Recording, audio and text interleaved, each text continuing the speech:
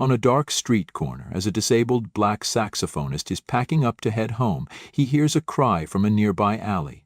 Limping toward the sound, he finds a frightened white boy. Without hesitation and despite the danger, he throws himself into the fight to save the boy from two men who are bullying him. What he doesn't know is that this brave act will set off a chain of events that will change his future forever. Before we dive in this story, let us know where you're watching from. We love to hear your thoughts. It was just past 9:00 p.m. on Bourbon Street, New Orleans, and the night had finally hit its rhythm. Tourists drifted like waves through the neon haze, their laughter and drunken chants weaving through the honking cars, sizzling grease from food trucks, and the clinking of glasses behind bar windows. The street was loud, chaotic, full of color and motion. Yet amidst all of it, one sound rose above the noise like a steady heartbeat trying to be heard through a storm: the slow, smoky cry of a saxophone. Jerome Carter sat at the corner of Dauphine and Toulouse, his thin frame hunched slightly forward on a foldable metal stool, with one leg shorter than the others, making it rock ever so slightly with every breath he took. His left foot was braced awkwardly against the sidewalk, while his right leg, stiff and wrapped in a faded orthopedic support brace, stuck out with a slight tremble every time he leaned in too hard. The accident 5 years ago had left him with permanent nerve damage, and most nights it burned so bad he'd scream in his sleep if he was lucky enough to find somewhere safe to close his eyes. His fingers, however, were still magic. He wore a frayed navy peacoat, 2 sizes too big, buttoned to the neck, with gloves that had holes at the fingertips. His hands were rough, calloused from years of gripping brass, yet when they danced across the saxophone there was a gentleness in them, like he was holding the last delicate thing left in the world. A small black case lay open at his feet. Inside it, 4 crumpled $1 bills, 2 quarters, a pack of crushed menthols, and a folded picture of his father, his old man in full military uniform, holding a young Jerome beside a shiny alto saxophone, the same saxophone now pressed against Jerome's lips. The music he played that night wasn't happy. It wasn't made for dancing or tipping. It was a slow, aching melody with notes that stretched too long, dipped too deep, and carried too much truth. You could feel the grit of the pavement in every note, the weight of lost chances in every pause. It sounded like someone calling out into the night, not expecting an answer, but blowing anyway. Because that's all they had left. And, strangely, people stopped. First, a middle-aged woman in a red coat, holding a styrofoam cup of hot gumbo.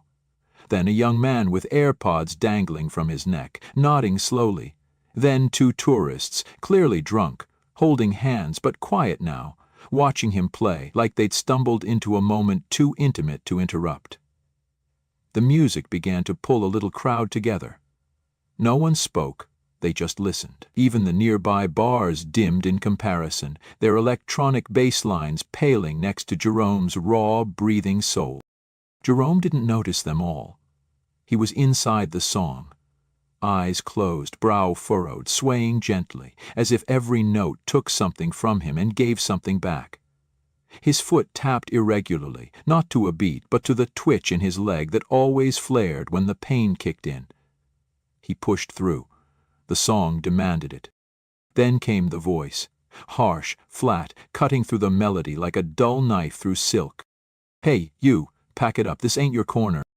Jerome opened his eyes slowly, his breath catching as the saxophone gave a final groan and fell silent. The crowd turned their heads as the officer stepped into view.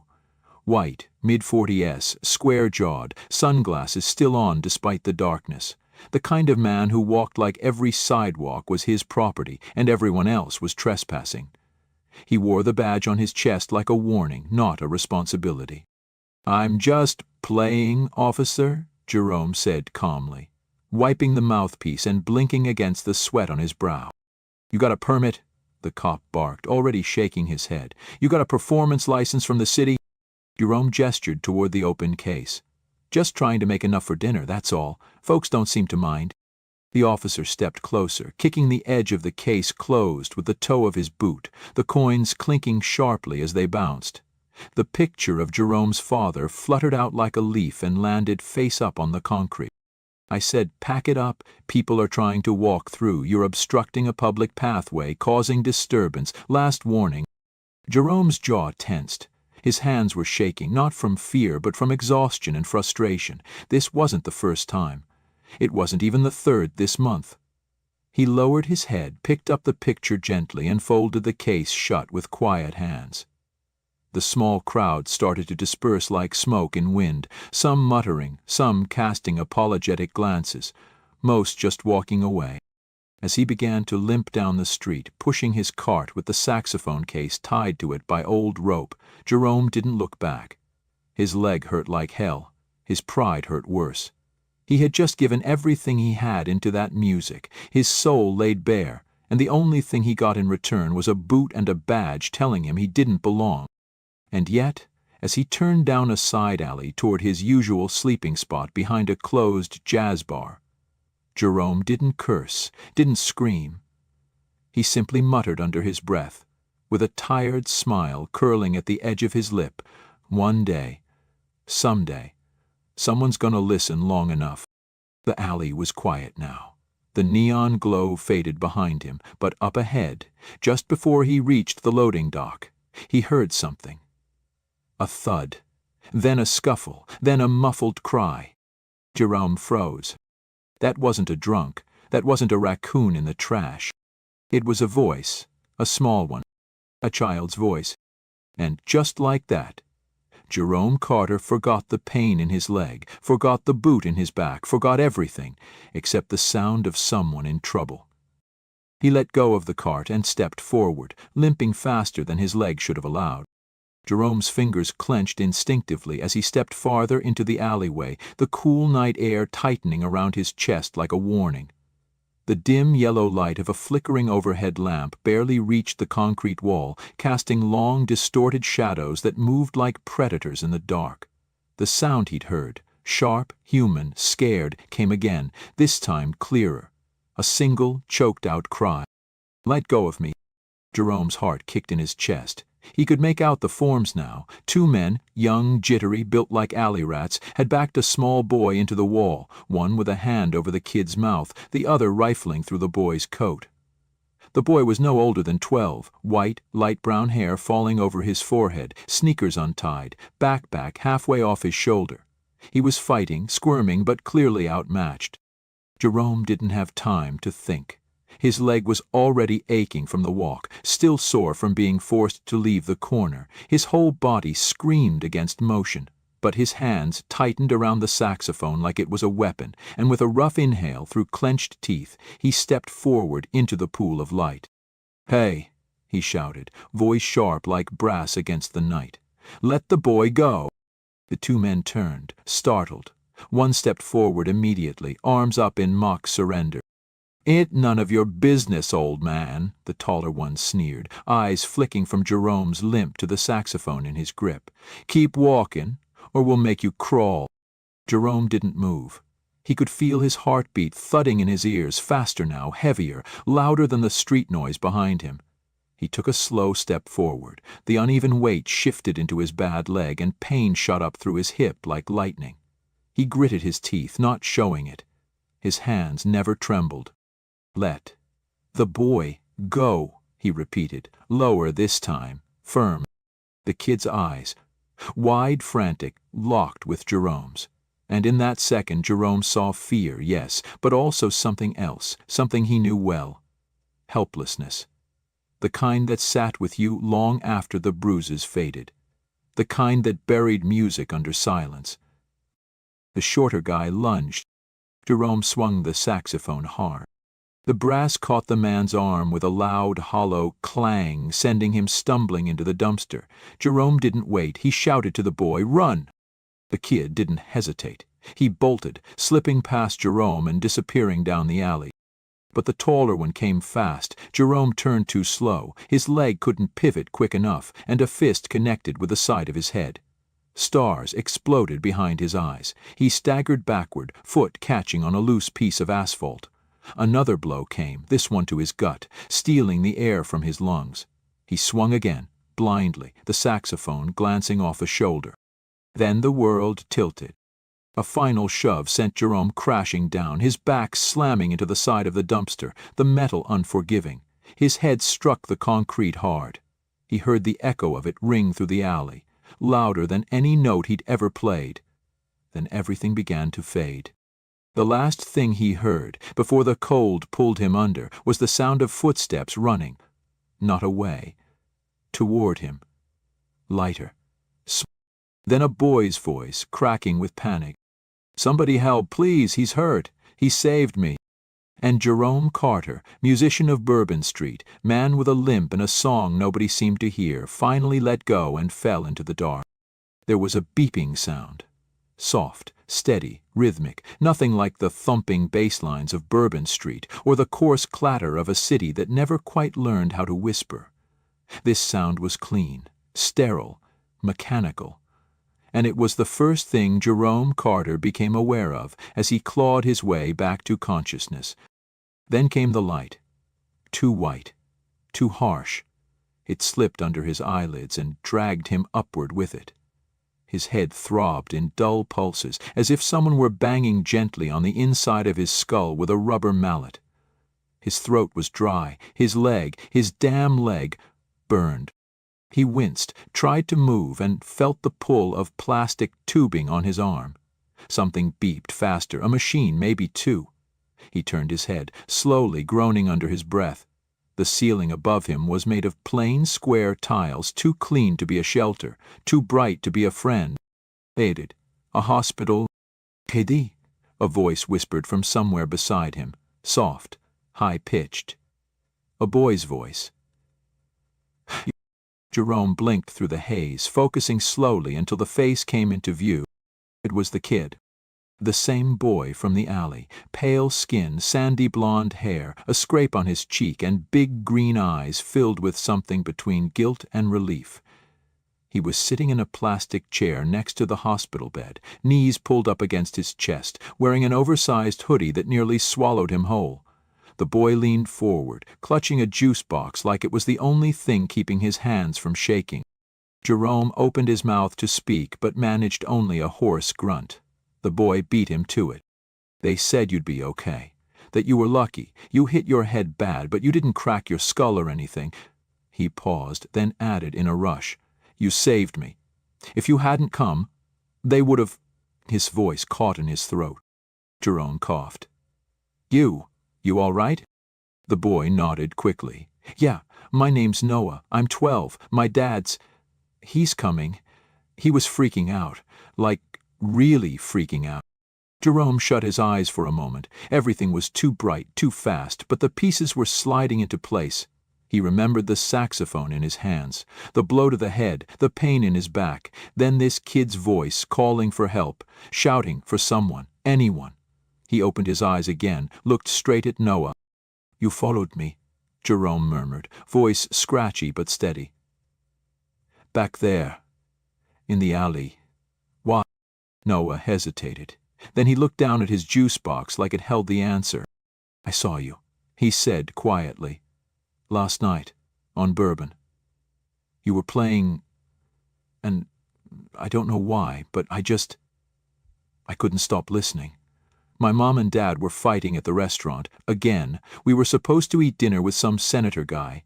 I told them I was going to the bathroom and I left." Jerome stared at him, blinking. "I heard your music," Noah continued. "I followed it, sat on the curb. It made me feel like I was somewhere else, like maybe I wasn't invisible anymore." Just then the door opened. A tall man entered the room with a fast, heavy stride that stopped abruptly when he saw Jerome conscious. He was dressed in a sharp charcoal gray suit, no tie, salt and pepper hair slicked back with precision. His face was clean-shaven, handsome, but drawn tight with tension. He looked like someone used to control, someone who didn't like loose ends. His eyes locked on Jerome, sharp, calculating, then softened just slightly. "Noah, go wait outside," the man said firmly. "But, Noah." The man's tone left no room for argument. The boy stood up slowly, cast one more look at Jerome, then shuffled out, closing the door gently behind him. Silence filled the room for a beat. Then the man stepped forward and extended a hand. "I'm Roger Whitmore," he said. "Noah's father. Jerome." Jerome didn't take the hand right away. He just looked at it, then at the man's face. Roger slowly withdrew the gesture. "I wanted to come sooner," Roger said, clearing his throat. "But they weren't sure when you'd wake up. Noah, he hasn't stopped talking about you since last night." Jerome's voice was lower now, rougher. "Didn't exactly expect to wake up in a hospital bed. Thought maybe I'd be under one." Roger exhaled sharply. "Look, I'm not great at this kind of thing. I wanted to say thank you. You saved my son. And I don't even know your name." "Jerome," he answered. "Jerome Carter?" Roger nodded. "Well, Mr. Carter, I owe you more than I can express." There was another pause, but this one felt heavier. Roger's eyes flicked to the monitor beside the bed, then to the worn saxophone case propped up in the corner. "A nurse must have brought it in."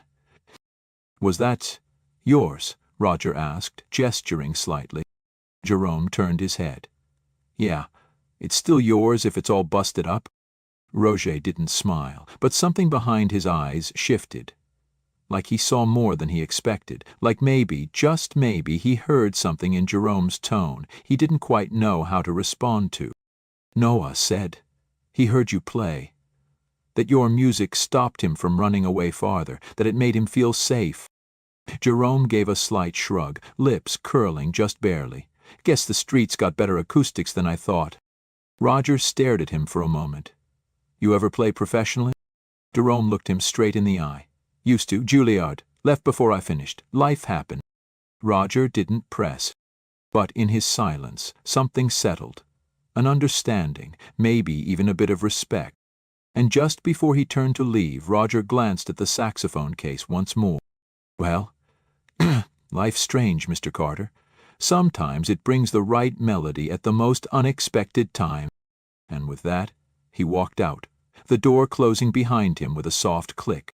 Jerome stood outside the polished glass doors of the Willow Lounge, his worn saxophone case hanging loosely from one hand, his breath fogging in the cool New Orleans night. His reflection in the door showed a man who didn't belong. Dark skin, crumpled second-hand jacket, a limp he couldn't hide no matter how tall he tried to stand. Inside, warm golden lights glowed over marble floors, polished brass railings, and a crowd of people who had never missed a meal in their lives. He shifted his weight onto his good leg, sucking in a long breath, the faint ache in his bad leg reminding him of every mile he had walked just to survive. Behind him, a sleek black SUV idled, Roger Whitmore sitting inside, watching, waiting. He hadn't said much when he offered Jerome the chance. Just a tight nod, and the words, "Come play, if you still can." Jerome swallowed his pride, squared his shoulders, and pushed open the heavy door. Inside, the lounge buzzed with muted conversations, laughter wrapped in silk and money. Waiters in crisp white shirts floated between small round tables, carrying silver trays of champagne and oysters. A small stage sat in the corner, bare, cold, unforgiving, lit by a single overhead spotlight like an interrogation room in a crime drama. At the far end of the room, Roger stood with a cluster of well-dressed men and women, their watches gleaming under the lights, their smiles tight and practiced. Jerome caught the briefest glimpse of Noah peeking out from behind a velvet curtain near the bar, giving a tiny thumbs up before ducking out of sight. Jerome limped toward the stage, each step heavy, his heart pounding harder than the music he used to dream of playing. As he climbed the 2 short steps up to the platform, a few heads turned. Murmured whispers rippled through the crowd. "Who's he? Roger must be losing it. Looks like he dragged him off the street." Jerome heard every word, let it slide over him like rain off old leather. He set the battered saxophone case down with a soft thud, knelt slowly, wincing as his knee barked in protest, and opened it. Inside, his sax gleamed dully under the lights, patches of tarnish and wear catching the glow like old scars. He picked it up with a reverence usually reserved for sacred things, tested the reed with a light touch of his thumb, and brought it to his lips. The room didn't hush for him. No one dimmed the lights. There was no introduction, no polite applause. Jerome closed his eyes. Let the weight of the moment fall away. Let the doubts, the pain, the years of being invisible fall into the floor beneath him. All that mattered now was the breath in his chest, and what he could do with it. He started low. Single note. Deep, round, rich. The sound unfurled slowly like smoke rising from a long dormant fire. It curled through the tables, under the murmur of conversation, around the clinking of glasses. Another note, then another, building in layers, each one brushing against the next like careful brushstrokes on an unfinished painting. A few people turned their heads. Conversations faltered, someone lowered their glass without realizing. Jerome played Whispers of the Broken Footpath, a song he had written in his mind 1,000 nights ago, when he lay staring at the cracked ceiling of a shelter, dreaming about the life he had lost.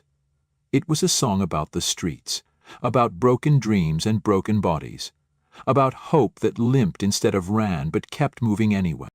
His fingers moved with a grace that belied the stiffness in his joints. The saxophone moaned and sighed, sometimes a low growl, sometimes a high, aching wail. The pain in his leg pulsed in rhythm with the music, a steady drumbeat he leaned into rather than fought. By the time he hit the final chorus, the room had gone completely still. Not a whisper, not a cough. Even the clink of ice against glass had fallen silent, as if the whole world was holding its breath. When the last note faded into the rafters, Jerome lowered the saxophone slowly, blinking against the bright overhead light. His chest heaved, sweat dampening his forehead. He looked out across the room, and for a moment, just a moment, no one moved. Then a single pair of hands clapped, sharp, loud, unapologetic. It was Noah, standing straight-backed by the bar, grinning from ear to ear. But. Another, and then the whole room erupted. Applause filled the space, rolling like thunder across marble floors and velvet curtains. People stood up, some cheering, some whistling, some looking around as if wondering how they had almost missed what had just happened. Jerome stood frozen, saxophone in hand, stunned. Roger Whitmore pushed his way through the crowd, his face unreadable at first, then slowly cracking into something Jerome hadn't seen before. Not pity, not obligation, respect. Roger reached the foot of the stage and looked up at him. That, he said, loud enough for the nearest dozen people to hear, was the most honest thing I've heard in a long time. Jerome, still panting lightly, gave a slight nod. Roger turned to the crowd and raised a hand for quiet. For those of you wondering, he said, voice strong, this man is Jerome Carter, and you better remember that name. The next few days passed in a whirlwind Jerome had never dared to imagine himself caught in. One moment he was clutching his old saxophone on a cheap stage, playing for strangers who barely knew his name. The next, he was sitting at a polished oak table inside the Willow Lounge, a thick envelope of paperwork in front of him, a pen heavy in his calloused hand, and Roger Whitmore leaning across with a smile that wasn't forced this time, but real. Roger had made it official. Jerome Carter would be the featured performer, opening the prestigious New Orleans Jazz Gala, an event that for decades had launched careers, filled magazine covers, and crowned the next generation of jazz royalty. But that wasn't all. Roger pulled strings, made calls, tapped connections that stretched from hospital administrators to tech companies. He arranged for Jerome to be fitted with a state-of-the-art orthopedic leg brace, the kind athletes use to come back after devastating injuries. Expensive, specialized, beyond anything Jerome could have dreamed of affording. It won't fix everything, the specialist had told him as they adjusted the brace to his damaged leg, fine-tuning the pressure points. But you'll move easier. Stand longer, play longer. For Jerome, that was enough. On the night of the gala, the streets of New Orleans glittered under 100 golden lights, and the Grand Plaza Theater shone like a beacon against the velvet dark sky. Black cars pulled up in sleek lines, spilling out men in sharp tuxedos and women in shimmering gowns. Photographers clicked and flashed, reporters called out names, and music floated on the warm night air like a promise. Backstage. Jerome stood facing a full-length mirror, adjusting the collar of a brand-new black suit that someone, he still didn't know who, had paid for. His reflection looked foreign, clean, pressed, standing almost straight with the new brace hidden neatly under tailored slacks. He touched the lapel with uncertain fingers, then picked up his saxophone, polished to a dull gold glow. Behind him, Roger appeared, his tux immaculate, his silver hair slicked back. Beside him, Noah bounced lightly on the balls of his feet, wearing a miniature suit of his own, a proud smile stretched across his face. "You ready, Jerome?" Roger asked, voice low but steady. Jerome tightened his grip on the saxophone. His heart was hammering, not from fear, but from something deeper, something he hadn't felt in years. Belonging. "I've been ready," Jerome said with a slow grin. "Just didn't know it." Rajin nodded, clapping a firm hand on his shoulder before stepping back. Noah gave a double thumbs up, practically vibrating with excitement. The stage manager called out, "2 minutes, Mr. Carter." Jerome turned to the curtain. Beyond it, he could hear the hum of 1,000 voices, the low clink of champagne glasses, the faint clearing of throats. They were waiting. Not for somebody famous, not for somebody already celebrated. They were waiting for him. The curtain lifted. Jerome limped out under the soft golden lights, the spotlight warming his skin, the stage floor firm beneath his feet. He crossed to center stage, heart pounding in rhythm with every step. He could see them now. The sea of faces, curious, expectant. Somewhere near the front he spotted Roger standing tall, Noah beside him practically glowing. Jerome lifted his saxophone. He didn't speak. He didn't need to. The first note he played wasn't loud or showy. It was soft, pure. A whisper of a world too often overlooked. A world he had survived. A world that, for the first time, was finally listening. He played whispers of the broken footpath again, but this time it wasn't filled only with pain. It was filled with rebirth. Notes that soared and dipped, that cried and laughed in the same breath. His fingers danced, sure and quick, across the keys. His body swayed, steady and strong. Every note carried the weight of the streets he had walked, the nights he had slept under open skies, the battles he had fought in silence. And as he played, something extraordinary happened. The audience rose. Not at the end, not politely. Midway through the song, men in expensive suits, women in sparkling gowns, one by one they stood, hands clutched to their hearts or wiping at the corners of their eyes, completely captured by the raw, undeniable truth pouring from that battered saxophone. When the last note hung in the air, trembling like a heartbeat, Jerome lowered the saxophone and simply stood there, letting the silence stretch. He didn't need applause. He didn't need a standing ovation. He had already won the only thing that mattered, being heard. But the applause came anyway. It rolled across the theater like a tidal wave, wild, thunderous, relentless. It lifted him higher than any stage ever could.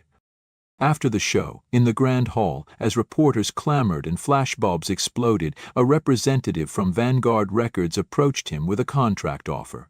Jerome barely heard it. His eyes were locked on Noah, who ran up, breathless, and threw his arms around him. Roger stepped forward, his voice carrying over the noise. "We're establishing something new," he said, raising his glass. "The Jerome Carter Foundation.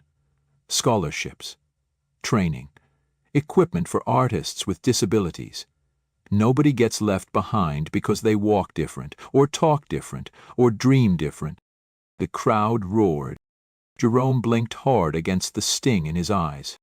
Later, when a young journalist shoved a microphone in his face and asked, "What do you want to say to the world, Mr. Carter?" he didn't think long.